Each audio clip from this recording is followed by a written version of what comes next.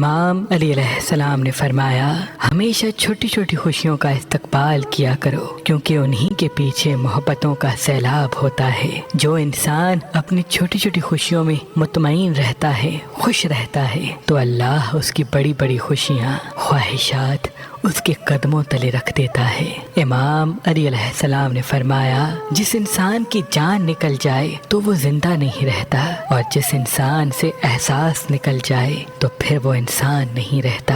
امام علی علیہ السلام نے فرمایا، جو تمہیں خوشی میں یاد آئے تو سمجھو تم اس سے محبت کرتے ہو، اور جو تمہیں غم میں یاد آئے تو سمجھو کہ وہ تم سے محبت کرتا ہے۔ امام علی علیہ السلام نے فرمایا، مشکل وقت آئے تو کسی کا احسان مت لو، کیونکہ مشکل وقت 4 دنوں کا ہے اور احسان زندگی بھر کا۔